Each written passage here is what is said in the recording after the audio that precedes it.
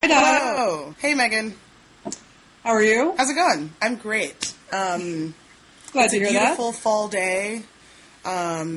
Crazy things are happening in the world. I get to talk to you. This is good. Should we, Always a good time. Yeah, we should introduce ourselves. ourselves? Go for it. I'm Megan McArdle. I'm the business and economics editor of The Atlantic. I'm Dayo Olopade. Oh, sorry, everyone. I'm a reporter with The Root, and I also write for Double X, and I'm a fellow at New America, as is Megan. Nice to see you all again. I hear we should start. I hear Double X is getting folded back into the Slate mothership. That's true. That was news. When did that come out? On Monday. Yesterday. I think the whole project, The Root, The Big Money, Slate V, are all sort of meant to be interchangeable with a sort of general Slate brand. And I think that they felt that because it originated at Slate and had been such a high-performing part of the site, that it was worth taking it out to another website. But again, with the way that the content gets shared anyway and the way that staff overlaps between all of the properties, I think... and I don't have any specific information that anyone else doesn't have. I think that our publisher and chairman decided that was the move to make. So I don't know. I think that there's always sort of a lack of strong, smart female writing about issues that relate to women or anything online or in print. So I think it'll probably stay much the same, but it's just sort of a flowchart thing, maybe. Well, on to other earth-shaking events. Fort Hood. Right. I know that it's a little old by now, but we were supposed to do this last week, and unfortunately I was laid flat with what looks like swine flu. So really this is current events if we just take the correct time frame. Yeah. So what are your thoughts on this? I mean, I think the biggest controversy has obviously been, were people too afraid of being un-PC to note that this guy was fairly clearly a raving lunatic. Religiously motivated, right. Or right. I mean, I didn't feel like I deserved to be really shocked, even though I was really shocked, because not just in America, and Lee Siegel of the Daily Beast wrote this sort of terrible, I thought, article about how mass murders are higher in America than anywhere else. But there has been this sort of slow burn of violent incidents involving crazy people shooting people, including the day after the Fort Hood thing when that guy shot up the Orlando office complex. Mm-hmm. And I didn't feel like it was appropriate to... Obviously, these incidents, when they happen, are stunning and disturbing. But, in the grander scheme of things, I mean, there's just so much sort of trauma that comes out of these things that it was tough for me to sort of really believe, A, that it was happening, and B, that we could jump to conclusions about it. It wasn't as clear-cut at the beginning as was, say, George Tiller's murder. And so I wanted to give it some time to think about it. What was your first impression? My first impression, and I wrote this, I took a fair amount of heat on the right for writing this, is that there's no political lesson to be learned here. And I still think that that's mostly true. And what I meant by saying that was not that this guy was obviously, I think the people who are saying, well, we don't know what he was thinking, like, it's pretty clear what he was thinking, right? He is Muslim, he seems to be fairly radicalized, he was further radicalized by the experience of being in the army and hearing about other Muslims being killed. He wanted out of the army, he thought that this was an unjust war, and he eventually decided to do something about that. I mean, I think that narrative was actually pretty clear on day 2, and it's only gotten clearer since then. The problem is, that's not actually new information. I know that a lot of people thought it was, but, what are you going to do with that? Are we going to kick all the Muslims out of the armed forces? Are we going to... Right. And I think there ended up being a lesson that I hadn't expected, because it then came out that people knew that he'd been trying to contact Al-Qaeda and had been watching it for some time, and they didn't do anything. And I think the question is why didn't they do anything, and was that the right decision? And there's two kind of explanations for why they may not have done something. One is that people were too PC to say, they were erring on the side of not outing a Muslim guy as someone who clearly was anti-American, or at least anti-American military. But I think even CARE at this point is conceding that it was pretty anti-American.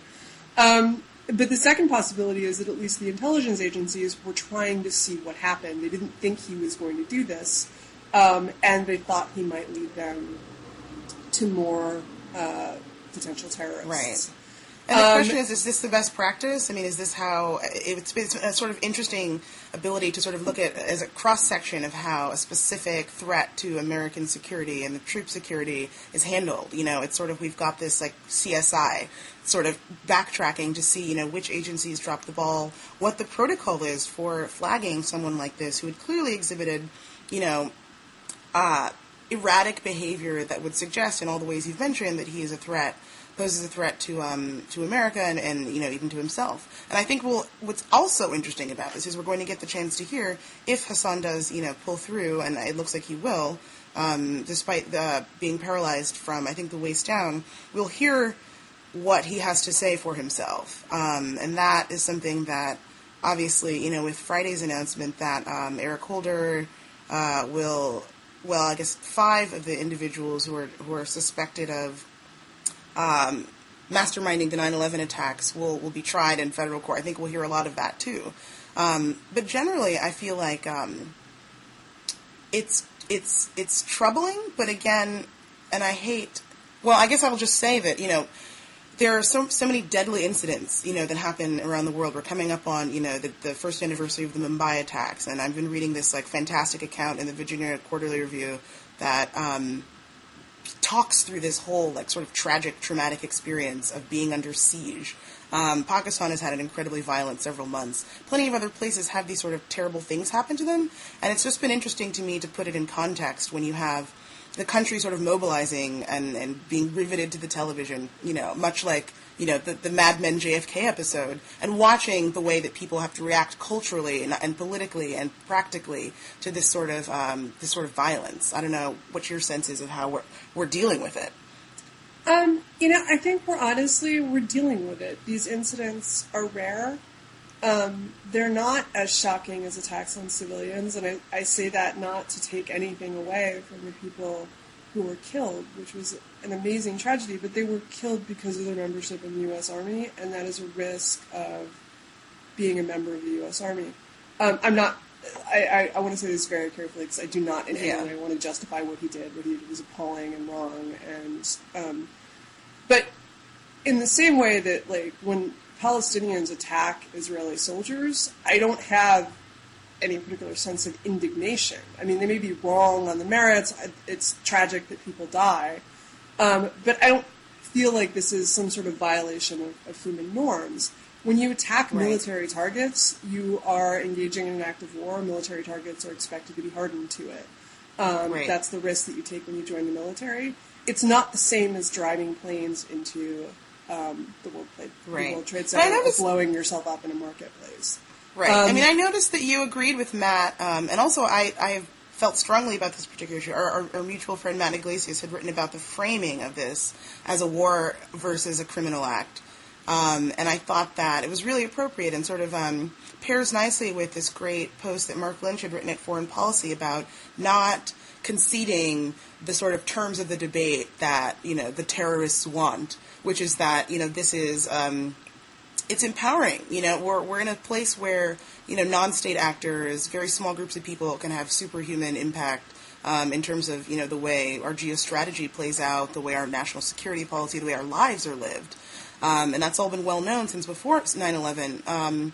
But calling it an act of war, calling it an act of sort of military aggression, what Hassan did, you know, what KSM and the co-conspirators for 9/11 did is emboldening of these folks who are very much, you know, not anyone we want to encourage in their frame. And I don't know what how you feel about that particularly, but I do think it's important to not give too much credit, you know, to non-state actors, rogue individuals or groups of individuals, because that's what they want, right? And you can't let them win.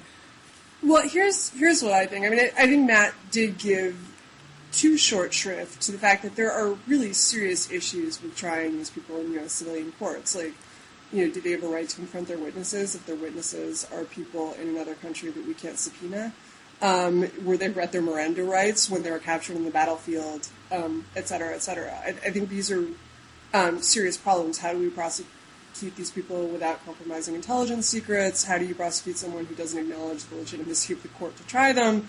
And so, I think that when all of this happened, and this battle that we've had over the last 7 years is 8 years now, I guess, is do we expand this as a crime or do we expand the war apparatus to deal with the problem of terrorism? Because it kind of falls between those two cracks, right? Right. And the instinct on the right, and an instinct that I think I shared for a long time, was that we should expand the war apparatus, right? We should define that down to include terrorism or right. broaden it. And I think I'm changing my mind about that. But what is true is that the civilian courts aren't able to handle this. But the military courts aren't able to handle it either, right? Like, right. No, I don't mean that they couldn't in any circumstance handle it. They're not equipped to handle it right now, right? We're having to set up new rules for example, I'm sure there's no chain of evidence that courts would recognize that's legitimate tying Khalid Sheikh Mohammed to anything. He's already been denied his right to a speedy trial. They're not going to throw out his trial because he didn't get to, because he was held without the right to an attorney, et cetera, for years. Right. He's still going to be tried. Now, if he were an ordinary criminal, he would already have been set free. That would be grounds for, right. Right. So what's troubling about this? Sorry, go finish. You should finish your thought.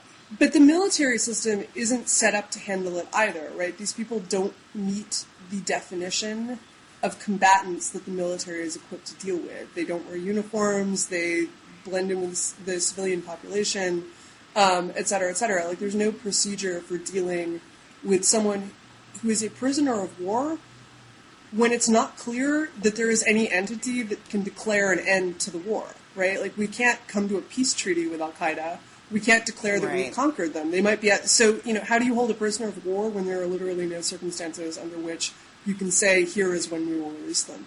So, I think we're going to have to develop, on one side or the other, new capabilities. I think that the civilian courts are a better way to do it for some reasons. The military courts have some advantages. They're better able to deal with classified information. But the civilian courts, importantly, deny them martyrdom. They deny them the prestige of being an international general who the United States. Sorry, wait, the civilian courts? You are a common criminal. Yeah. You get tried the way we try people who shoot up post offices with no more honor due to you than people who shoot up post offices. That is what we think of you. Right? Okay, so you in terms of the mechanisms... a nut and an amoral piece of scum who we may execute or may not, but not because you're really important. But we definitely will. This is a thing that I found so interesting. And with respect to the issue of, government protocol as it relates to deciding whether or not there's going to be a detainee tried in a military court or in a civilian court, that is, from what I understand, and some reporting I've been doing, is about, a sort of tripartite, a tripartite effort between the Departments of Defense, the Departments of Justice, and the Office of Military Counsel, deciding who and where will be tried. And I don't know whether or not it's not fair to say that they're sort of cherry-picking places where they'll get the best convictions, but that press conference that Eric Holder gave last Friday sort of seemed to suggest as much. He said, look, there's no chance we're not going to win, and when we win, we're getting the death penalty. I mean, he all but said that, 4 or 5 different times, and I don't know if that would be acceptable if there were a crime less grave as the murder of 3,000 Americans on American soil. But it seems sort of forward, right, to say that. And again, they're taking it very seriously, deciding exactly where people need to go. That the 5 suspected terrorists that will be tried in Virginia in a military court, that was for a specific reason. And I do think that the sort of optics of trying KSM and company in Manhattan, downtown on Pearl Street, in blocks from the scene of the crime, are valuable. But it was just surprising to me to hear this sort of we are definitely, going to pursue the death penalty, and there's no way. I mean, he basically said we wouldn't have brought this case if we didn't know we were going to get a conviction. So some of the things we're talking about, the collateral damage of having, KSM this will clearly be a part of whatever defense he mounts, having been tortured and mistreated and denied due process by government officials is a price that they're willing to pay to execute these people. And again, in terms of capacity, this could be 5 years from now, which is also troubling to me on some level, but I guess that's what you have to do. Well, I think this is actually a decent argument against using the court system, which is that the U.S. court system should never be used for show trials, and it shouldn't be discretionary, right? Like, you shouldn't only try people. What's a show trial? Unless you think that you can't get, unless you think that there's no chance you won't get a conviction. But KSM is not going to come off looking good during this thing. I mean, that's he's not. It might be a show trial, but it's for our, the American people's benefit. I know the 9/11 families are divided about this, but it's basically like a cathartic, let's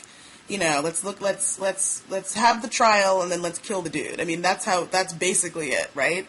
Well, I mean, I guess what I'm saying is, the U.S. justice system, it has many dysfunctions. I'm sure we could talk about those for endless periods of time. Me as a libertarian, you as a liberal, we probably agree on quite a bit about why the U.S. justice system is dysfunctional. The problem is that the U.S. justice system, no matter how dysfunctional it is, it basically operates by certain rules, and one of those rules is that you have a right to a fair trial. You don't just get a trial when the government knows it can get a conviction, and otherwise they stick you in a dungeon somewhere. Sure. And establishing the precedent that can be done under the U.S. court system is really dangerous. Because I don't want to overstate the case made at DOJ, but that was in subsequent... No, I think that's absolutely right. People are posing these counterfactuals. They're like, well, what if he gets acquitted? Don't you have to let him go? And they're like, trust me. I mean, they know... Again, a whole lot of this, evidence that will be presented in court by prosecutors is classified. They'll find a way around it. I think they're interested in transparency. I think they want to sort of show that they don't have much to hide and they do have a case. But a lot of the evidence is probably not going to satisfy the normal rules of evidence, right? The judge is probably going to allow a bunch of evidence that he would not allow in a trial of a non-terrorist.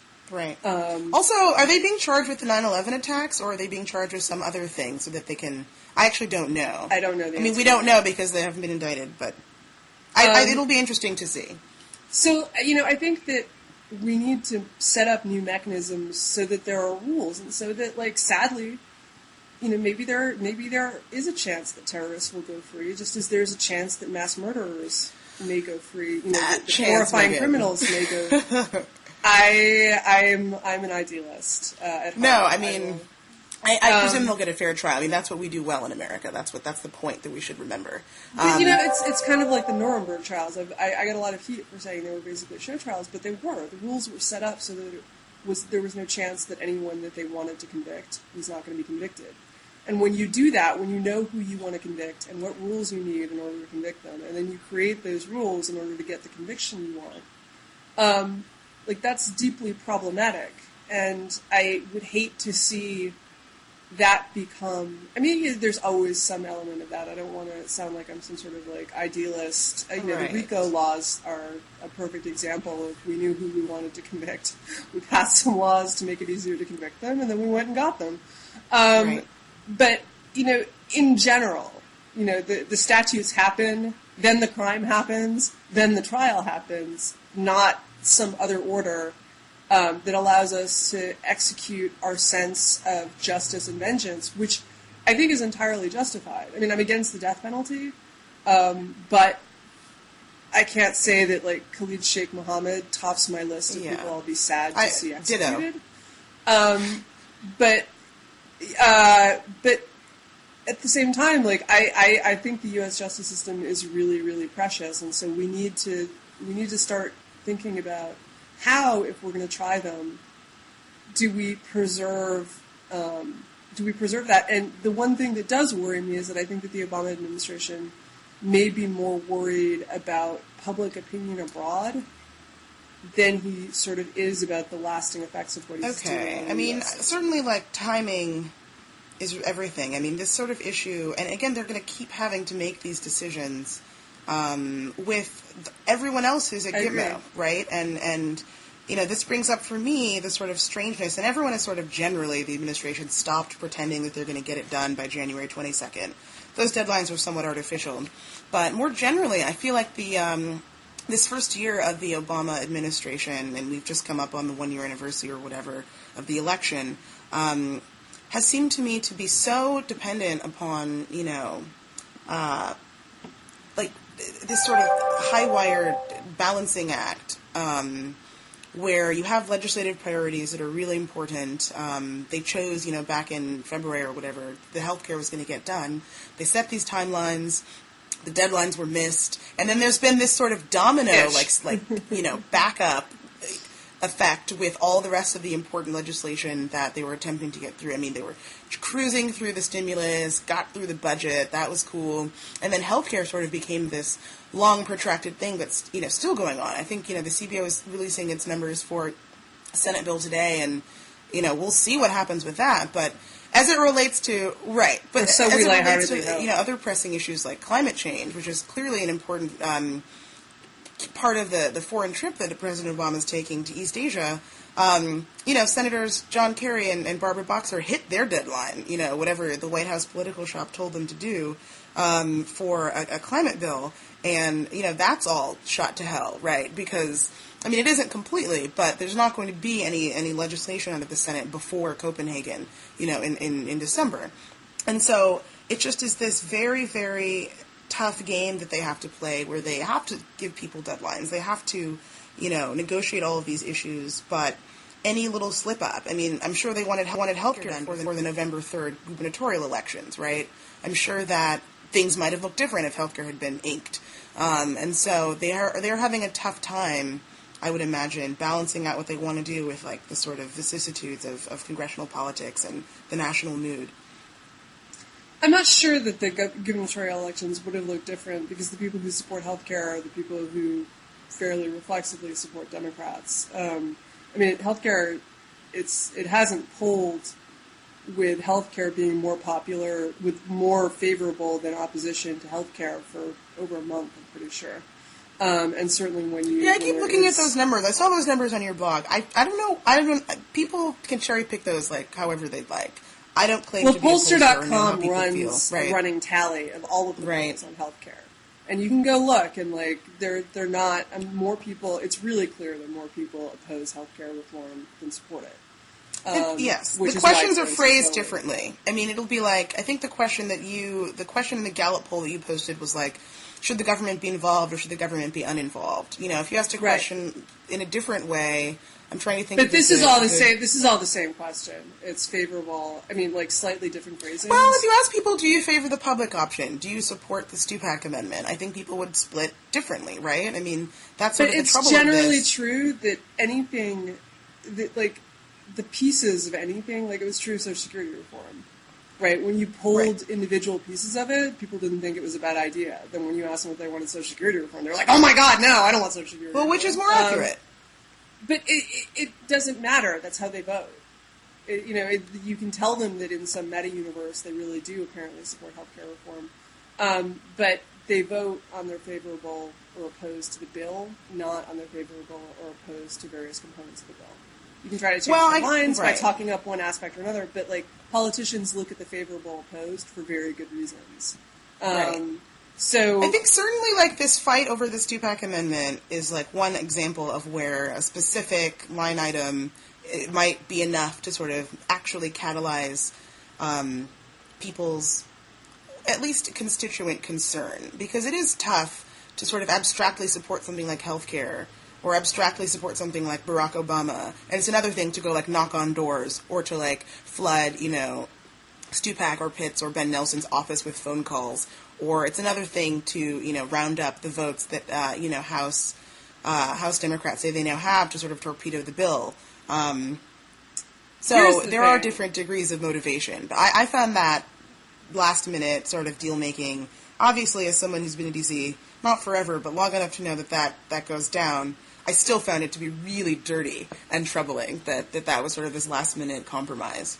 I don't understand how anyone thought that this wasn't going to be the last-minute compromise. There are more pro-life people there are more pro-life legislators than pro-choice legislators. There are more pro-life voters than it breaks down, but when you look at support for abortion for sort of strong abortion rights has been slipping in this country for over a decade. You don't know why that is. Maybe it's sonograms, maybe it's better birth control, whatever. But like the support for abortion outside of rape, incest, and life of the mother is not actually that strong in this country, or at least polled support for it. And people elect pro-life legislators. So how anyone thought that they were going to end up paying for abortions with the health insurance from the exchange, I didn't get. I said this to feminists 18 months ago. Right. The healthcare reform, you were going to lose abortion coverage and health insurance, and they were like, "That's ridiculous, Democrats, blah blah blah." Right. But the fact okay. is, like, that's fine. So, I actually agree with you on that political point. You know, it is a coalition of the willing, and you need to drag people across the finish line, right? If you have the government paying for health care, the government gets to decide what constitutes legitimate health care. And that means that the majority of motivated voters get to decide. And the majority of motivated voters do not think that elective abortions are legitimate health care. You can complain about it, you can say, but they don't. And so they're not going to pay for it. They're never going to. What I disliked about the rhetorical frame, and I think you're probably right, although I think, more abstractly, we could probably debate the issue of whether or not, well, we can come back to sort of, a la carte taxpayer engagement. But I didn't like that, President Obama, he spoke with Jake Tapper, and he was like, this isn't an abortion bill, this is a health care bill, which made such a bright line between the two in a way that erodes basically years of concerted advocacy for the idea that women's reproductive health is the same as their general health. It was just really glaring. If you've been paying attention to the rhetorical sort of jockeying about using words like anti-choice and making women's health comprehensive in the way that we imagine it, this was just a big punt in the ass from Obama. And I don't think people shouldn't be mad about that, right? But I think that's no one is proposing saying that childbirth won't be cared for in this bill, right? Pregnancy is cared for. No one is proposing. Well, remember when contraception tried to get snuck into the stimulus? People went. I have to try not to swear, but you know what I'm saying. People. But as far as I know, insurance options will still cover contraception. That's right. Okay. But listen, women elected here's Obama. The thing: people don't think of abortion as health care. They don't. Right. Unless your health is in danger. And I actually think they're kind of abortion right about is just that. A law saying that I'm entitled to take blood that I need from someone else would not be. I mean, you could call that a healthcare bill, but it obviously invokes a bunch of other questions that don't have anything to do with whether I view blood transfusions as a real part of healthcare or not.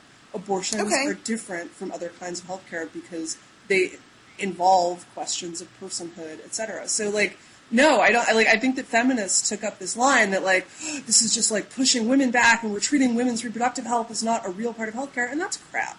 That is trying to shift the frame so that you do not have to discuss. It's just inaccurate to say that reproductive freedoms are not equivalent to other medical rights.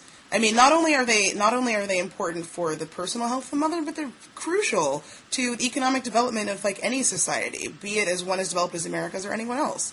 I just feel it's not true to say that it's not intimately bound up. Look, if you think a fetus is a person, that's irrelevant. Questions of personhood always trump questions of equality or economic development, right? Slavery wasn't okay because it made the economy of the South stronger. And so, if you... I do not, I'm pro-choice. But if you think that a fetus is a person, it's not just a question of healthcare. It's not. You can't reframe it that way. There's no way you are ever going to succeed in reframing the question as a mere question of access to healthcare. And here's a question, Megan. This is a provocative one. So Rachel Larimore, the sort of token conservative at XX, wrote a post regarding the Stupak Amendment that basically talked about a private fund for pro-choice Americans that would be used to pay for abortion. And I have no idea, if or how this would work or if it would be allowed. But in principle, any cause, whether it's, I don't know, PETA or lupus or conflict minerals, you can take care of it under the private market system. Why? Mm-hmm. And it's $300 million a year or something like that. That sort of wouldn't be covered under this new proposed Stupak plan. Now, how do you feel about that idea? I'm pro-choice. Like, you're asking me how I feel about private voluntary associations doing something they believe in. I'm in favor of it. I'm just saying, I don't know legally, you cannot sidestep the questions about the value of the fetus by talking about medical rights or economic development rights or equality. You have to take that on. Well, at some point you have to prioritize. I mean, I really do think that, again, the president's job is to sort of make priorities. Right, but he's not going to take that up because in the form of legislation. Here's two problems. The first is that if he makes it about abortion, he'll lose. Right. And the second is because, like, in fact, I would guess that support for paying for other people's abortions probably pulls somewhere around support, like, the really hardcore support for abortion rights, which is about 30 to 35% of the population. I would say probably less than that, actually. I mean, a lot of people are pro-choice, but not interested in... Right. Okay, so 20% of the population wants this, and probably 60% of the population doesn't. So if he makes this a do-or-die thing for the bill ends. The second thing is again, it's not necessarily about Obama. I mean, you have, both the House and Senate have caucuses that are like, we will, torpedo support for this bill. We will not vote for it. But they're not going to. It's chicken. I mean, they're not going to because it's like, this major seismic... it would be like, really, Democrats? You really don't know how to govern, do you? But the thing is, the pro-life Democrats... considering how many women voted for him. It's not nice. But what was he supposed to do? But it's kind of a dick move. Sorry? I kind of disagree. First of all, because we don't actually know what his personal opinion on all of this is. But second of all, very cagey. There are pro-life women who voted for him. Is it a dick move to throw them over the side? I think first of all, the effort to harness the 50% of the population in support of this is just not true, because like half of all women, or at least half of all women, right, are pro-life. So, or in some degree, maybe they support abortion in the case of rape, incest, and the life of the mother. But like, you can't say you betrayed 50% of the population because a large portion of that 50% doesn't agree with this. The funding part is the mechanism that gives me the most pause when we're discussing this. Like, not from the perspective that, I don't want to pay for abortions, but how people who don't want something to happen from the government can be justified in demanding not to pay for it. I mean, there's so many, and obviously the example is, the war on drugs, or wars in Afghanistan or Iraq, other things that people just totally don't agree with. And I think as a libertarian, like, you might actually feel sympathetic to this point of view, but why not? Why abortion? How is that different? How can you say, well, I'm not opposed, I don't want this to happen, and so I don't want my tax money funded it? A whole laundry list of things I think the government does that are stupid that I wouldn't like paying for, but I still pay my taxes, and I don't feel entitled to, whine about specific line items. So how is abortion different? Is it the life issue? I don't think that, wait a minute. First of all, I don't think that anyone is threatening not to pay their taxes if you were talking about a taxpayer revolt, that would be a relevant comparison. This is a comparison about something we don't want the government to fund, in the same way that people say when governments propose lotteries, no, maybe gambling's legal in my state, but I don't want to fund this. I don't want the state running a gambling operation. Right, but so that's what they're saying. I don't want the state elements. That we don't like. I don't want the state taking my money to pay for something I think is wrong. I'm not going to try to make it illegal, but I don't. That's like a la carte citizenship, and obviously, you're right to point out the numbers. No, they're doing it through the legislative process. What do you mean? Right, it's not a la carte citizenship. They're doing this through the legislative process. To exert political pressure on the grounds that a specific issue is something that they don't want their money to fund, I think opens the door to that same argument about other practices of the government that, again, are not given nearly the time in the spotlight that the issue of abortion is. I think that the war was given quite a lot of time in the spotlight, and that a lot of. But there was no question of not having, the defense reauthorization bill passed a couple of weeks ago, despite its enormous price tag, that is in fact, more than what we're talking about in terms of healthcare. I mean, basically I'm just saying that the debate is completely right. It's a moral question. So is a war. The bishops don't want more abortions. Pro-life people do not want to create the conditions under which there will be more abortions.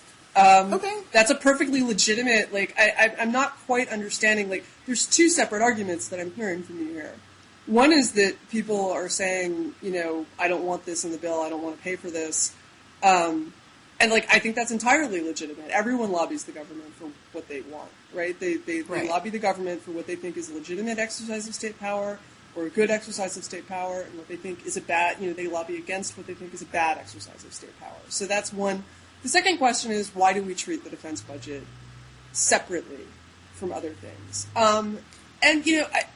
It's a sort of valid complaint, but we also treat the entitlement budget as separate from other things. And the fact is, like, could we just not reauthorize any war spending and be like, no, how would we get them out of Afghanistan? Are we just going to leave all our troops there? No. Their operations like this take time to scale up and time to scale down. So at any given time, like at this moment, there was no question of not reauthorizing the war spending, because if we had not reauthorized the war spending, there wouldn't have been any money to withdraw the troops. My point, more generally, is actually the two things that you said, not separately. But I use the discussion of how we treat requests for defense spending differently from other social issues or political issues, just as an example. But that's because people think of defense as the core thing before all other things that the state does. Defense. I don't know that that's really true for everybody. It's just one of those sort of like assumptions that we make about the body politic in America. But I don't know that, if you polled on it, people would feel that psyched about it any more than they would feel about healthcare or about abortion specifically. And I obviously don't have any numbers to back it up, but it's particularly striking in the case of this bill. It's a ton of money. Obviously, we have 2 wars we're prosecuting, and so it's important to fund them and to fund the troops that are participating in them. But it's just unquestioned in a way that something is, the Catholic bishops and, the way that they got involved in this Stupak amendment and the whole conversation is just, like, abominable to me. Specifically, because, part of what the D.C., chapter of this group has sort of said, we are not, obviously, this is separate and apart from healthcare, but they said, look, if you, support gay marriage, like, we're going to take away money from, like, shelters, essentially. Like, what they said was if D.C. forces them to pay domestic partner benefits, they will pull out of D.C. Because they won't. And they're providing, X percentage of the, the sort of but they, services that the do government they not have is a able right? To do. I think that you have a right to exercise a right of conscience, and if you do not, I think they're wrong. I'm not Catholic, but look, if they don't want to pay domestic partner benefits, if they think that that's morally wrong, there are questions about is the moral wrong of letting the poor suffer greater or whatever. But I think that if DC won't give them a conscience exemption, then DC has to reckon with the fact that people, you can't, are they supposed to be forced to? That they can be forced to do what they... what's interesting... Right. I hear what you're saying, and I agree in principle, but it just is so striking to me that, obviously, the political realities of D.C. and of, a Democratic Congress and all of that, notwithstanding, it is the people who are more progressive and the people who are more liberal that just constantly have to eat it in this, even with a Senate full of 60 and a House full of Democrats, and it just is striking and annoying to me. Sure, but that was true for the conservatives that was true for the conservatives under Bush. The people who have to eat it are the people who have opinions that are farther from... You think, libertarians and hardcore conservatives did not writhe because Social Security reform could not be passed because the Democrats refused to support it. They refused to even negotiate until the idea of private accounts were taken entirely off the table. Megan, I think that turned out to be a smart move, no? What? Considering where our economy is right now. That's a completely different debate. Because no one would have been, no one would have even been entered into this unless they were under the age of 50. And it wouldn't have taken effect yet anyway. So, all of these arguments, look what would have happened, nothing would have happened. It was going to go into effect, nothing would have happened. At this point, people might have lost, whatever, $20 in the stock market. It would have been too soon. I guess fundamentally what I'm lamenting is, the outsized influence of people that, in my perception, are... either not just in disagreement with me, but sort of wrong about certain things. And but then, I guess this is where we should probably segue to Sarah Palin, which we've been conscripted to talk about. But I will just say, that description. This is how everyone feels. People who disagree with me are able to enact their agenda. That's not an illegitimate exercise of power in the political system That is the reality of living in a country with 300 million people. Look, I would much rather see very healthcare much reform like you. pass. But it just also is annoying that women's rights are being set back for a significant period of time. Are they? And that How it's are a they being set regressive back? cost for low-income women. It's bad. So, I mean, look, abortions are middle-class not and that upper-class expensive. women, This they is are something that vi- actually can be taken Again, care of. they in are the expensive. They are expensive because This is something they're that can be unexpected for the most part. This is something that can And be so taken care of.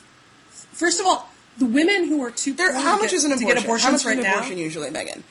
they range They're between like $300 to $500 and $600. $2,000.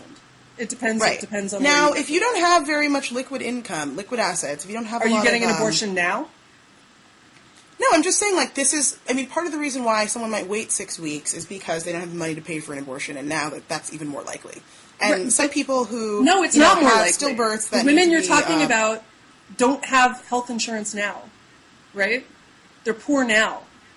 So all that you're saying No, is it's like, probably better that they have health insurance, but it's also sort of trifling that there's like a sort of a ceiling below which, it's even more of an impact on your ability to, control your reproducctive life. Right? I don't see how you can say it's a setback when you're talking about poor women who are either covered by Medicaid now and don't have health and don't have abortion coverage, depending on the state they live in, or that it's women who are probably poor enough to be uninsured. Like what you're actually talking about is middle class women who have health insurance but are low income enough to get subsidies through the right. exchanges. Those women will have to pay for their own abortions. But that's actually they'll get back in wages. Like it's actually it's a trivial component of your insurance coverage. And they won't have to have the baby, they'll and make that's whatever what that you mean by the. No, they'll get it back in wages. Like the cost of the insurance will be lower if abortion coverage is not involved. So right? their premiums will be lower. Be smaller. It's a very small number of women who are going to be affected, and the effect that they're going to have is that they're going to have to pay for their abortions with money that they probably have. But if they don't, this is a small enough problem to deal with private charity.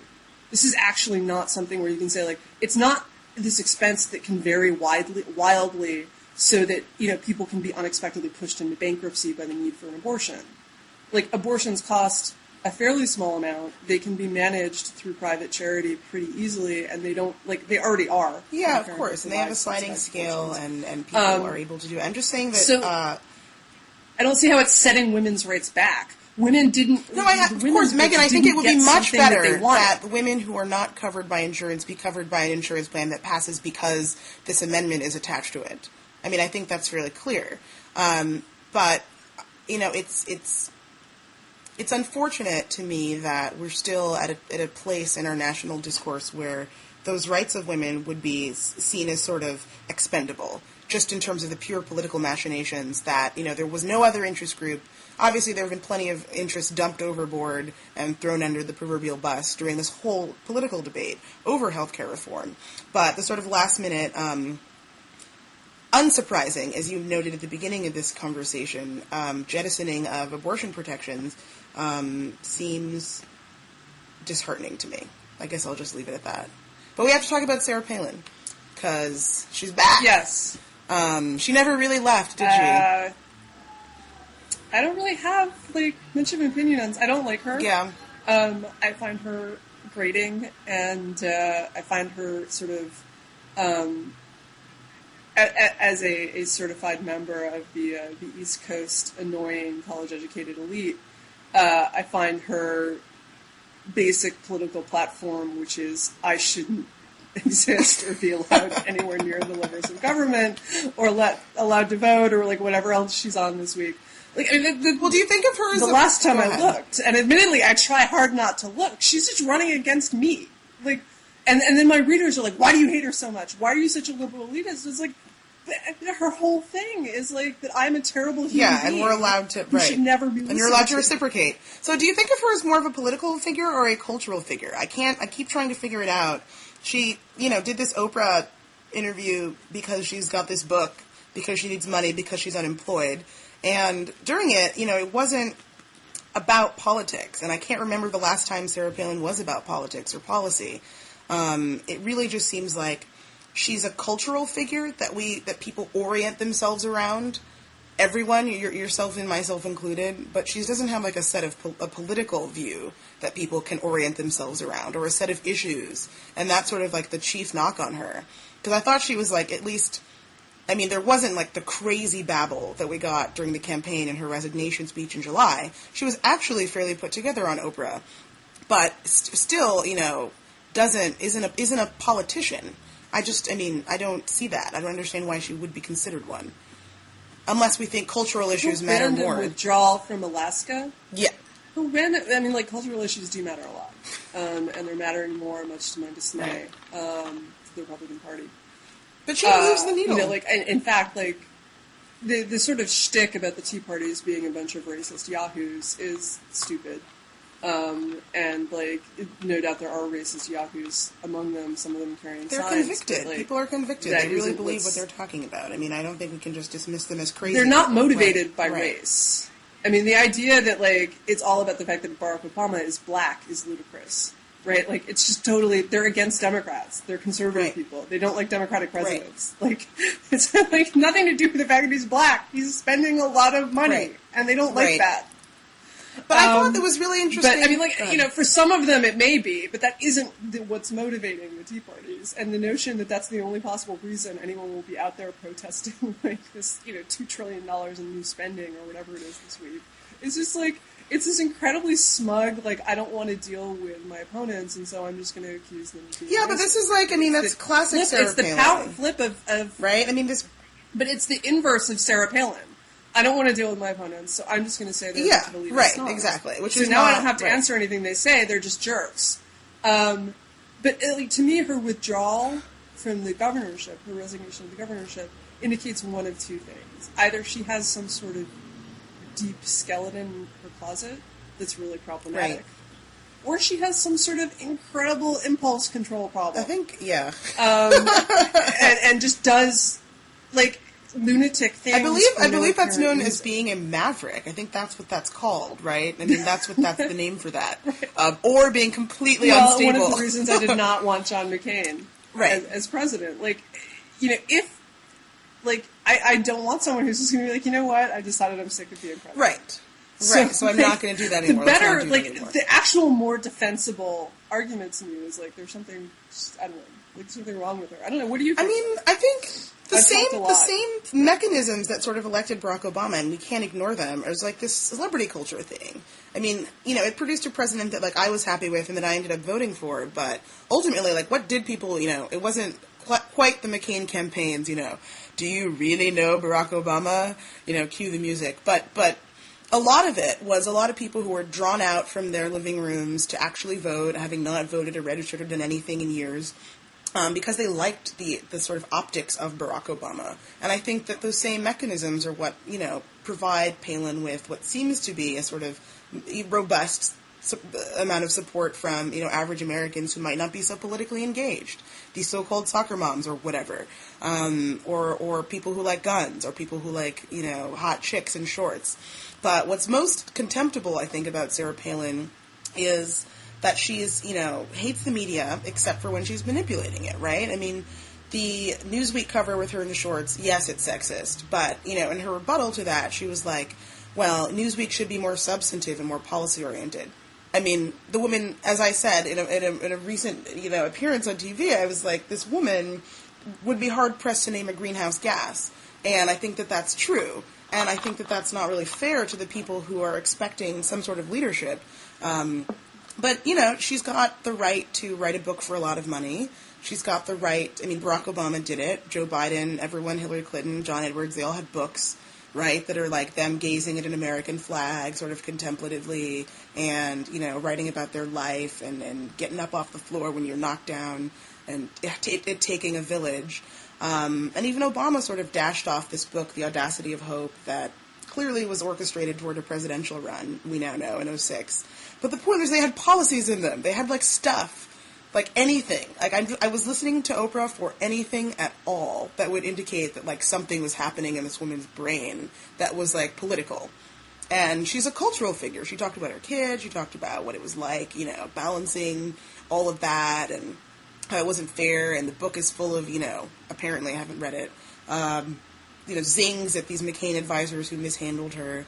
But it doesn't actually talk about something that motivates her to even be in public office, which clearly wasn't strong enough because she did that crazy resignation speech that made no sense and still doesn't make sense.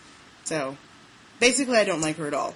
I think that all politicians like the media as long as they're manipulating it. And then, look at Obama with Fox News, right? True story. Everyone else loves him, so they're awesome. And then, Fox News isn't a real news organization because it's critical of Obama. And, I say this as someone who I hate Fox News. I don't watch it. I'm not... I also now hate MSNBC, which I used to really like, because they just... This sort of blatant editorializing that is creeping more and more into news coverage totally alienates me from whatever side it comes from. I'm actually now back to CNN now that Lou Dobbs and his appalling anti-immigration screeds are gone. Because that infected their news coverage. Right. Every time they did a segment on immigration, you'd be like, Lou Dobbs. It was sort of very thinly disguised, the brown hordes are coming to get us all. So that doesn't bother me as much as what she represents, which is that the Republican Party is having a hard time coming up with a platform that's even vaguely political. They are, because they can't, Michael Steele now, all the libertarians and a lot of the conservatives are just enraged because he's now basically taken Medicare off the table. Now you can make an argument, and I have been known to at bars in 3 a.m. that it was already off the table, and all he's done is sort of acknowledged reality. But they can't say they want to cut the 2 great sucking chest wounds of the federal budget, which are Social Security and Medicare, because nobody's defense spending is going. Right, defense spending is going down anyway because we have the stage withdrawal from Iraq, and then we're presumably going to pull out of Afghanistan at some point. That's a whole other ballgame. And so, what's left is, are you going to default on the U.S. debt, or are you going to cut every other thing that the federal government does, including keeping the lights on at the White House? So, they can't. And given that their long history of being in favor of tax cuts.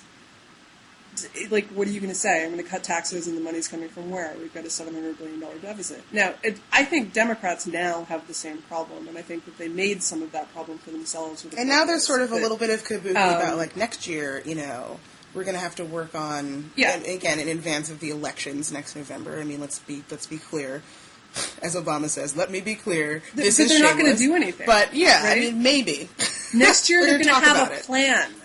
Next year, they are going to spend more money because every president facing their first midterm spends more money. That's what they do. The issue is, I don't feel like the Republican Party is so very bankrupt. It is, let's be honest. But it's troubling that people in our sort of class, people who work in media, people who follow politics, would give Sarah Palin as much attention as we are giving her now. I don't think that the Republican base is so behind her as you might expect. Her approval ratings are just above 50 among Republicans. And she's very polarizing, obviously. She'll have a chance to prove herself. But what about folks I hate to say it, but I'm a little partial to Mike Huckabee, who was another governor from a sort of backward welfare state, but has, at least... And has equally crazy ideas about religion and about evolution, but did some good, in the school system while he was there. He brought music education into the curriculum. He has enacted, this is now several years now that he's been gone, but has worked on, issues of childhood obesity and school lunches, in Arkansas. And so he at least, knows a little bit about what he's talking about, a little bit. Right, and is more articulate and sort of quicker, and is, right now sort of taking a time to educate himself and develop the team, because he'll run. And also, I think he's fairly popular. He wins these straw polls over technocratic Mitt Romney frequently, and I just sort of wonder why Sarah Palin, and I don't know if it's not us, loosely used, that are creating this Sarah Palin thing. The woman has a Facebook page, and that's it. She didn't have a job. She doesn't have anything to even, sort of get some kind of cushy fellowship at AEI if they'll have you, but do something, It's very... I think she really does have a hardcore devoted followers, and that it's significant. I just don't know. Maybe it's 20% of the total population, or 10% of the total population, but it's definitely there. And I think that... I really like Mike Huckabee. I don't want him to be president, but I really like him. Like, he might win in 2012. Really he'd be my bet early on. He would be my horse. I mean, I remember, like, when the whole Barack Obama, the Jeremy Wright thing surfaced, like, he just had such a classy response. You know, what he said was, like, look, I grew up in Arkansas. This is coming from Mike Huckabee. It's not coming from, like, some elitist liberal Megan who got yelled at for saying, like, it's not quite, you know, why am I willing to forgive this speech, which is clearly crazy and racist.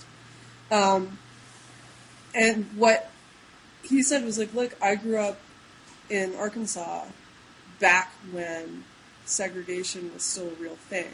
And, like, if I'd been on the other side of it, would I be really angry? Yes, I would. Right. And I can totally understand why he said these things, because I would be really enraged by what I experienced, and that would permanently. I mean, Huckabee's equally frightening. And that was just an incredibly classy response. Agreed. I don't find him frightening. Like, what?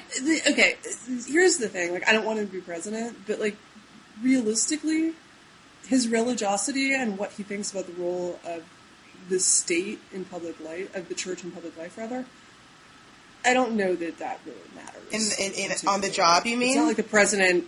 Yeah. Yeah. I mean, as long as someone shows him a map of the Middle East, then I think we're good, right? Before 2012. Okay, so I give you that the Middle East policy might be inflected by... No, I hear what you're saying. I mean, it's not like he's going to, like, make everybody go to church by fiat. I mean, like, if I had a choice between Huckabee and Palin, I would take Huckabee in a heartbeat, because I really like him, and I think he's a really, really decent guy, and he was actually a good governor, unlike Sarah Palin, who, regardless, I mean, like, I know I'm going to get, again, like, my conservative commenters, every time I say anything about her, they get really angry at me. But, like, she resigned her governorship after the first year. That is and so disingenuous. She was not a good governor. Because, like, in the Oprah interview, she's like, in my years as governor, and I was like, I think it was like 16 months, maybe a little less. Like, you're just a lot, like, kind of a liar. Whatever it was. Unfortunately. It was grossly irresponsible. It was, you know, the whole thing. Like, it's just not the mark of a responsible person that you want anyone I think you're right about the impulse control thing. I think that's a really good diagnosis. I hadn't really heard someone, like, articulate exactly what I feel like is it's scary. One or the other. I'm assuming she has a skeleton, because, like, the impulse control thing is terrifying. But, you know, like, so... Who's it going to be in 2012? I don't think that the Republicans have a good candidate yet. But we didn't know who Barack Obama was, really. Or we didn't think he would win in... This would be I don't know. People were talking... I guess it was November of 5. Yeah, people were talking. But still. One of my colleagues saw him in 2004 at the convention and was like, he's the next There you go. At The Economist. But, like, I think that the core problem for the Republicans is what kind of response... Actually, I don't think it's a core problem anymore. I think that the core problem the Republicans had, right up to the point where the Democrats went and handed them their campaign platform, was what do you do when advocating tax increases just kind of looks insane, which it would have had they gone into 2012. Now that the Democrats have spent $2 trillion on crap, all they have to say is, like, we're not going to do that. And yes, there, like, the stimulus. You can. Like, Megan, I thought you were a defender of Obama. I was reading your nice post to him. It was like a little love tap about how he shouldn't be blamed for job loss or continuing unemployment numbers. No, he shouldn't. So it wasn't crap. No, Obama should be blamed for his policy things that were a bad idea, like the GM bailout. He should not be blamed for the job numbers, right? Because Obama has no control over them. No, they're paying $3 billion out of the many billions. They're just not like it's like they've got a $50 billion home equity line of credit, and they're only going to tap $47 billion of that. Is basically how it works. They're paying us back with their own money. The only way they're actually going to pay back the loan is if they go. So I want to hear. No, I want you to unpack this idea, because I know you've been writing about this sort of culture of debt and this sort of mind-boggling inability of basic sort of, you know, commonsensical, self-preservationary, both on a sort of individual family and individual level and on a macroscopic governmental scale, ability to save and to sort of think pragmatically about how to use resources. Can you unpack a little bit of that? I know you have a new piece in The Atlantic this month about it. Yes. America has always... There's this interesting, like, folklore about America and how we used to be all thrifty, and then now we've just gone hog wild, and this is totally not true. America has always had a much more free relationship with debt than the rest of the world, and there's a bunch of reasons for that. One of them is that our bankruptcy code is easier because bankruptcy in the UK was basically, or which is where we get the tradition, and in continental Europe, it's about rich people going after poorer people. And so they stack the code, right? They're the people who make the laws, and so the code gets stacked very much in favor of creditors. In the United States, on the other hand, you have a lot of small landowners who have a lot of debt, particularly in the farm states, that got developed in the late 19th century, rather. And so they vote for lax bankruptcy laws. And when we finally got a bankruptcy code in the very late 19th century, I think it was 1898, that we got our first universal bankruptcy code, they made sure it was much more debtor-friendly. But even before that, we had a lot of small landowners. They liked to mortgage their properties. We had a lot of debt. And we're still like that. And we've taken it now to the government level. And I think we have come to the end of our natural ability to expand our borrowing. We've gotten to the point where our government, our companies, our households, everyone has taken on phenomenal risk. Because the thing about debt is that you have it leaves you the possibility of catastrophic downside risk. Because the minute you can't make a payment, all of these catastrophic it starts a sort of domino effect, or where all of these sort of mechanisms then just actively kick in at the same time. So what do you think of the Consumer Financial Protection Agency? I mean, do you think that it's something that has any teeth to it? Do you think that it's something that's useful? Obviously, it's a complicated... I think it's a complicated question. There's a lot of petty abuses of banks. With this overdraft thing, which actually the Fed stepped in and said you can't do. But what banks were doing was they have these sneaky fees, so they would automatically opt people into overdraft protection unless they deliberately asked not to have it. And then when you used your ATM for like a $3.95 purchase at Starbucks, if you didn't have any money in your account, it would go in your overdraft. Right. There's a $35 fee every time you do that. And they would make it even worse because by biggest to highest expenditures, so you go over and over and over again. Yes? Right. They would make it so that the largest transactions cleared first in order to maximize the number of overdrafts fees that you incurred in a day. And this was true both in the way that they cleared checks, the way that they cleared checks that were deposited. It was all done to maximize their revenue. And of course, the problem is that the people who does this hit hardest, the people who don't have any money, the people who are living closest to the edge. So what do you think of this idea? I mean, obviously, even within that, there's a default option. And one of the more interesting pieces that I had the chance to fact check in the olden days when I was at the New Republic was this great piece by Noam Chomsky about some of the behavioral economists in the Obama administration that thought that the idea of requiring someone to do something by default made sense. And I'm sure you're familiar with this sort of line of reasoning. I'm just curious as to how that sort of interfaces with your sense of people's inability to handle this sort of thing. I mean, I know you read about this couple who, kept spending all of this money even though both of them got laid off. And this comprises everything from sort of having to opt out of your 401k plan to these plain vanilla mortgages that sort of compete or will have to be offered alongside these exotic loan products. I mean, what's your sense of how much the government should actually intervene in making sure people don't bury themselves under debt, to the detriment of the national economy?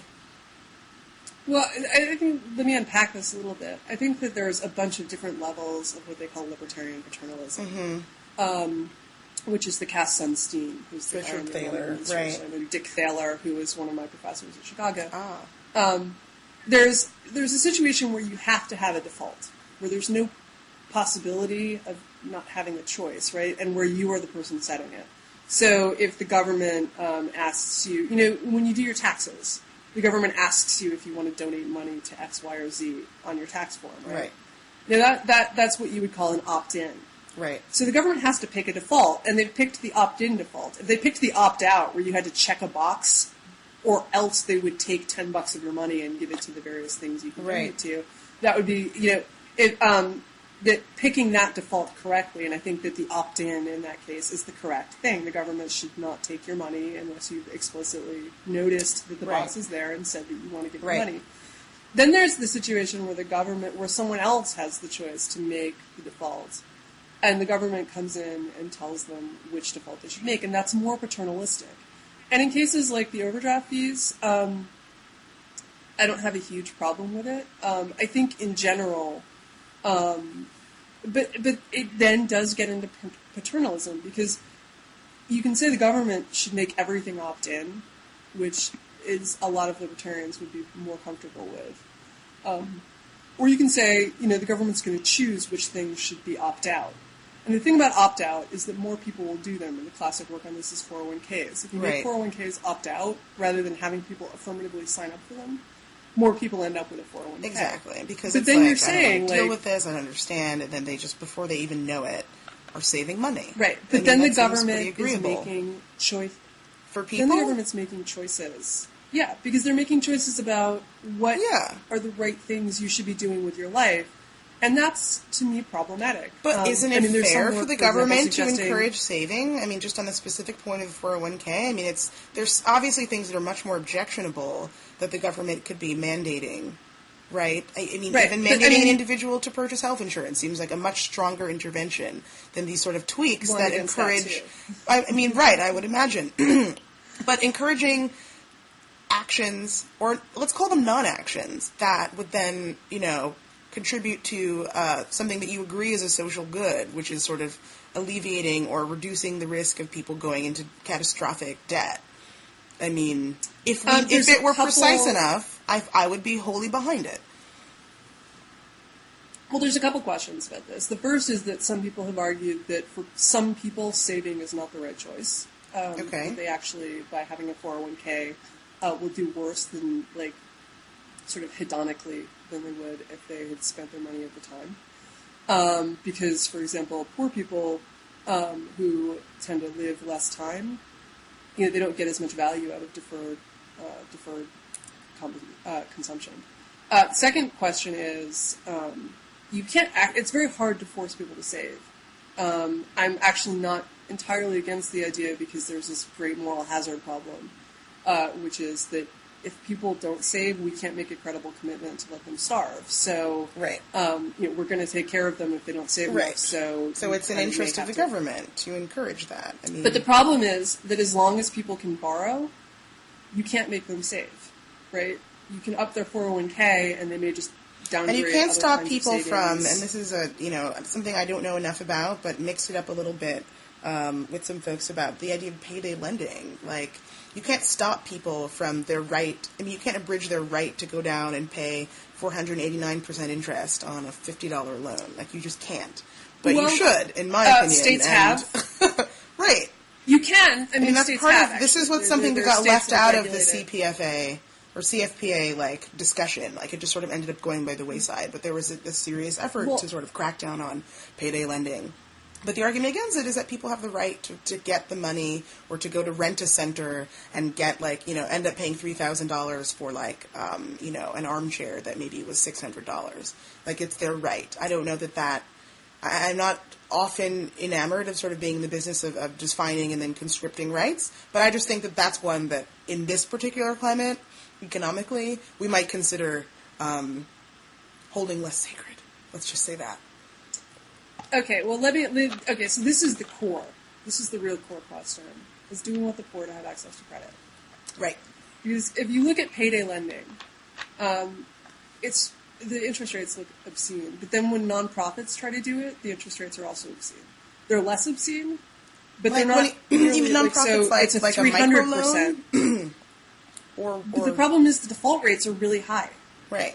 Because people who are taking out payday loans are people who definitionally have really marginal incomes in life. I'm sorry, why can't we just tell them no? No matter... Because mean? They often need the money. Okay.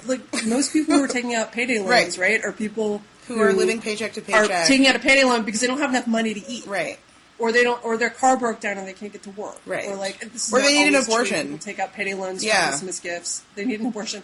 But, I mean, for a lot of them, it's just stuff that, the government's probably not going to pay for, your car repairs. Right. And stuff where, like, it actually, they're how people who have really marginal incomes. So, for example, there's experimental work, actually, and some empirical work on this by a guy named Bart Wilson and Vernon Smith at Chapman in California. Vernon Smith has a Nobel Prize for his experimental economics. And, you know, what it turns out is that the outcomes are really binary. There are people who payday loans help. They may even be a majority, I don't remember. But then there's a small minority who they're devastated for, who they, you know, right. and this is what you see in the lab, and in fact, this is also what you see, as far as I can tell, with actual payday loans. Most people who use them probably get more benefit than cost out of them. Okay. Because it's something where, like, I don't have enough money for this crisis, and you know, so a nonprofit might lend that money at 300% instead of 500%, but it's still a really high interest rate because the default rates are huge. Right. But then there's the minority who keep taking them out and take out a bunch of them and take them out to buy Christmas gifts instead of to repair the car. Right. And who have, like, have you ever read American? But this gets down to the question of how much right do we have to decide whether Rent-A-Center is a valid use of, you know, it's like, a valid business enterprise that people don't understand. Yeah. But it's also what's going on. But it's also true that, like, they want nice furniture now. They don't want to sleep on the floor. Right. And like they're. And that's different. I mean, you talked about the past of debt in America, but I find it like the consumption, and I don't know enough because I don't follow economics the way that you do. But surely, you know, this sort of juicy couture, like Louis Vuitton bag, sort of like access that people have to luxury and spending has contributed more than you acknowledged previously to the amount of debt that people have and the reason why people want a flat screen from Rent-A-Center. I mean, is culture not part of it?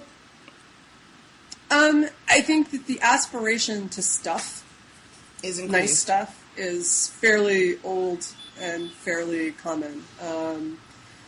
I think that status competition in America revolves around certain stuff that it probably doesn't elsewhere. But I also think, like, I have a flat panel television. In fact, because I joined households with my fiance, I have more than one flat panel television. I love my flat panel TV. It's great. It takes and up that's less the gold space standard in my living now, room. right? I mean, you can't even sell it makes old TVs anymore. It makes Blu-rays really beautiful. Like, it actually does add value. Right. Not so much that I would bankrupt myself for one, but it definitely adds value in my life. I hear what you're saying. It's but 2009. I think there's a real question about, and this actually goes sort of broadly through just so many things that have to do with poverty in America and how we treat poverty in America. Have you ever read American Dream by Jason McArdle? No.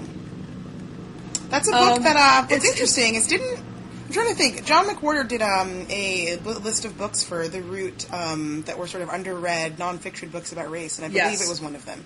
That's where I'm thinking. I have not read it. He really liked it.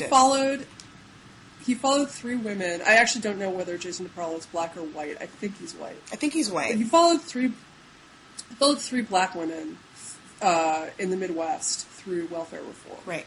And it's as they get jobs, as they and it doesn't really sort of neatly answer either conservative or liberal ideas about it, because definitely these women, first of all, I was totally assured by all liberals, did not happen. We're gaming the system. We're moving in order to get better welfare benefits in other states. We're working off the books to get extra income. We're doing all of the things that people said weren't a problem and didn't happen. Right. They were definitely happening, and how concerned am I about this? They were making $530 a month off the government. This is not. I've volunteered with homeless kids, and living on welfare is just not a ticket to the good life. Right. No matter how great your subsidized housing is, it just sucks. And living on a job at Kmart is an improvement, but not much. Right. So I'm not that morally outraged by this, but it's definitely. But what you really see is the decision making. And so you read this book, and at one point there's a woman she's got a job as a home health care aide. And she gets her earned income tax credit refund. And these things are big. And it's actually good that they come as a lump. Most people who get them take them as a lump because it gives people capital. Right. And this is actually something that people who have marginal incomes really miss. What did she do with it? They don't have the money for that down payment for a deposit on an apartment or whatever. And so they often end up having to, say, rent a motel room, which is more expensive than an apartment because they don't have a lump of money. And they can never kind of get ahead. So she's got a choice between buying a car that will enable her to get a higher paying job as a home health care aide in the suburbs, or buying furniture for her kid's room. Yeah. She buys furniture for her kid's room. And you're reading this and you're like, no! What are you doing? Right? Right. And this is very, but at the same time, I remember saying this to my mother, and my mother was like, Jesus, if I had 3 kids and I was working as a home health care aide, 10 hours a day, I'm barely coping, right? The stress that you're under. Right. Really saps your ability to make those kinds of long-range decisions. Right. You kind of take your life. In terms of your, right. It's very much correlated with health issues as well. The sort of and I'm not stress sure and terror of being poor is a sort of, right. contributes to the not being around to enjoy the 401k for people of color, especially men. The question is, how much are you and I entitled to steer people away from their ability to make short-term choices that you and I would call bad choices? Right. There's also a really interesting, Ta-Nehisi's written about this. There's a really interesting article about a woman following a welfare mother at the grocery market. And this middle-class woman saying, I don't buy brand-new cereal. I don't do... You get the cereal in the bags from the bottom shelf that comes in the big plastic clear bag. And the answer is she's on welfare. She doesn't have any other entertainment in her life. She doesn't have, an awesome, job to go to. She doesn't have satisfying, experiences at the symphony. She has one thing. Hell no. Which is food. Right. And not having to spend all of her time thinking about, that is her luxury, is not scraping every penny out of her food dollar. Right. That's how she's consuming the little amount of luxury she has. And so it's just really complicated. And it's a basic necessity, and it's something that, is tangled up in the sort of the idea of pleasure, which is different from just survival, because that's the kind of civilization we've evolved toward. And it's a complicated issue, but just in terms of the issue of what kind of choices you think people would be able to make, or what kind of choices we would feel comfortable making for other people. And this does relate to food, and also the sort of idea of paternalism, and a fantastic op-ed that was in yesterday's, I guess that would be Monday's Washington Post, about meat eating, and its obviously detrimental effects, on the environment, and the inflated price of meat. It should be $35 a pound for ground beef, but it's not, because we don't pay the true cost. How would you feel, and I know that you don't eat meat, and I eat fish, but heading into my second vegetarian Thanksgiving, or meatless one, I'm just curious what you think about that particular issue, and whether you think that that's justified. We probably have to jump soon. I come from a family of farmers, and I have to keep the peace in I eat meat at Thanksgiving because keeping the peace with my family is it's just, there's some, it's either that or spend the entire day listening to my mother just go on and on and on. And so I have chosen, I'm not marginally increasing the size of the turkey. So the turkey's going to die anyway, probably at the hands of Sarah. The turkey... Yes.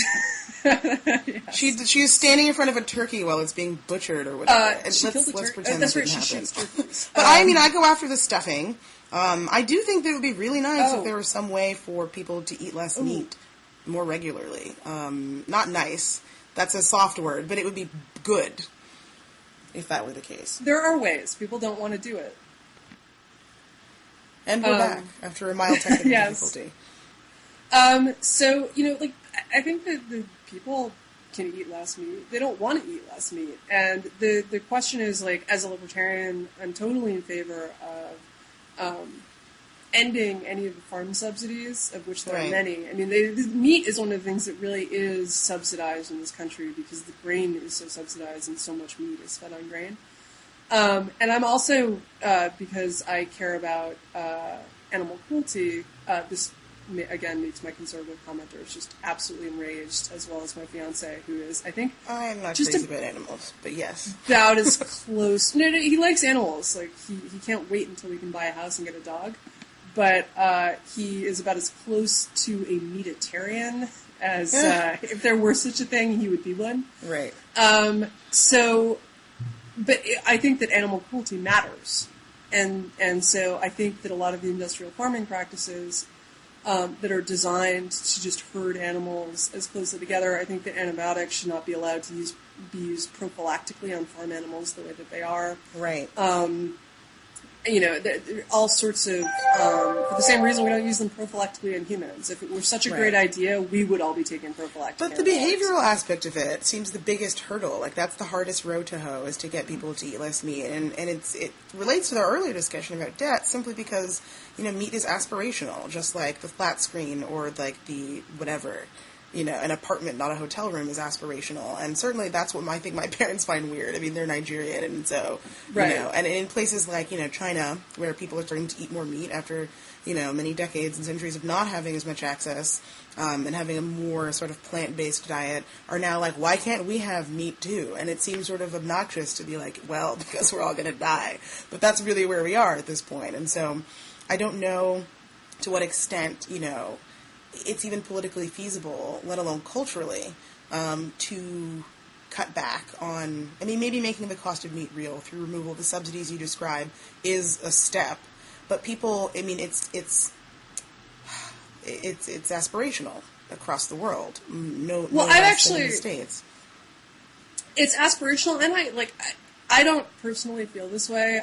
Meat is fine, although, frankly, now it really kind of grosses me out. Which is one of the reasons I don't eat it. But, every time I think about, every time I look at a piece of steak, I think about, the animal dying and this thing being sliced off the animal's bone, and, it doesn't really appeal to me. But a lot of people really love it. And I think that it's not just that it's aspirational, it's that probably we're evolved to mostly like meat. I always liked vegetables better than meat. I always thought they were the best part of the meal, so I'm really weird in that respect, I think. So it wasn't hard for me to give up meat. I don't think we're going to get people to do it. Even 1 day or 2 days a week, again, would make a significant impact. It's just like... I was actually thinking the other day that what we should try, what people should try to do is have vegan Mondays, right? Yeah. And not every single person does it, but enough that that chain restaurants would start and eat whatever you want the rest of the week and have a vegan Monday, and then restaurants would start offering vegan Monday options, and there would be more. That it would just make it easier. Because it really actually is quite hard. It would make it seem less alien, because it's always the vegetarian stuff is horrible at restaurants and blah, blah, blah, blah, blah. Well, I remember Julian Sanchez and I, who's who's a DC libertarian blogger, works at Cato, who's a longtime vegetarian. We once went to this restaurant called Vegetate yes, together. That's right. And we were sitting there staring at the menus. And he voiced what I realized was the problem, which is that we weren't used to going to restaurants where we had choices. Right. Usually there was one or two things on the menu. And we were totally overwhelmed by having everything on the menu be something we could eat. So it took us 20 minutes to figure out what we wanted to order. And so that is, I think that it would be, if there were more choices... People would find it easier to eat less meat. There aren't a lot of non-meat choices, but that also you have to recognize reflects demand. And I think that, are we going to get politically to a place where people voluntarily agree to give up eating meat? No, but I think we might get and I think farm subsidies. I don't know why. They're just. I do know why, but they're so problematic. Right. We've been trying to get rid of them for 20 years, and it's totally sad because you read the descriptions of the debates they were having in 1985 and exactly the same arguments, and how many times we have triumphantly ended farm subsidies and they just come back. It's one of the most dishonest things about Washington, the farm subsidy. But I think we could definitely... But there are many of these things. Yeah. We could definitely cut down on industrial farming. And I hope everybody's really enjoying this, because I certainly am. It's a pleasure, of course. Yes. Because Megan's super smart, and there's lots of stuff where there's things we agree about, kind of, but then not really. So, and likewise, I've enjoyed this. We should definitely do it. Let's let more stuff happen. Yes. And we'll talk about that stuff, by God. I hope I'm a worthy opponent, because it's always interesting and challenging talking to you. Yeah, absolutely. All right, well, enjoy Blogging Heads, viewers. We will catch you soon. Yes. Bye-bye, Internet.